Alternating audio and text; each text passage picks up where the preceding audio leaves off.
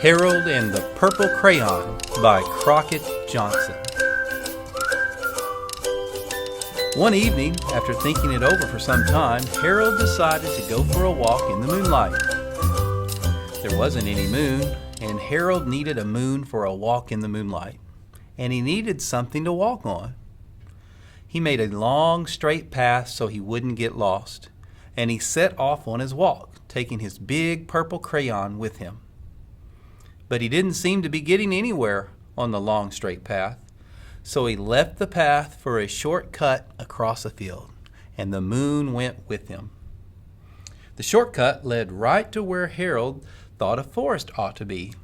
He didn't want to get lost in the woods, so he made a very small forest with just one tree in it. It turned out to be an apple tree. The apples would be very tasty, Harold thought, when they got red.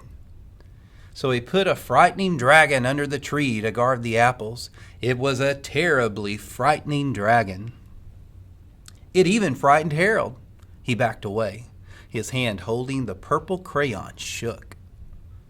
Suddenly he realized what was happening, but by then Harold was over his head in an ocean. He came up thinking fast, and in no time he was climbing aboard a trim little boat. He quickly set sail, and the moon sailed along with him. After he'd sailed long enough, Harold made land without much trouble. He stepped ashore on the beach, wondering where he was. The sandy beach reminded Harold of picnics, and the thought of picnics made him hungry, so he laid out a nice, simple picnic lunch. There was nothing but pie, but there were all 9 kinds of pie that Harold liked best. When Harold finished his picnic, there was quite a lot left. He hated to see so much delicious pie go to waste. So Harold left a very hungry moose and a deserving porcupine to finish it up. And off he went, looking for a hill to climb to see where he was. Harold knew that the higher up he went, the farther he could see, so he decided to make the hill into a mountain. If he went high enough, he thought he could see the window of his bedroom. He was tired, and he felt he ought to be getting to bed.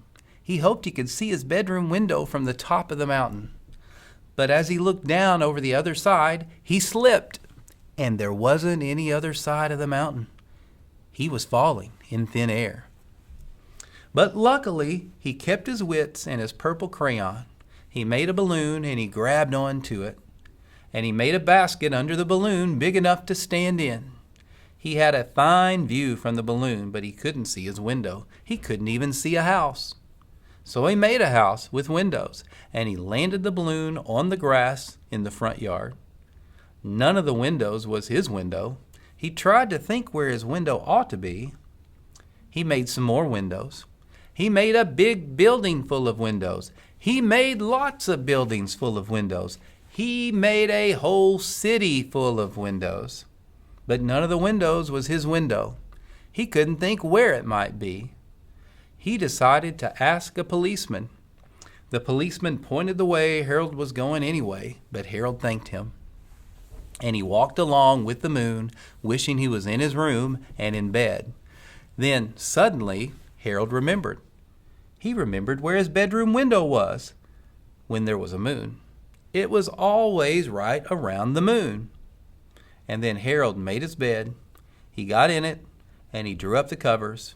The purple crayon dropped on the floor, and Harold dropped off to sleep.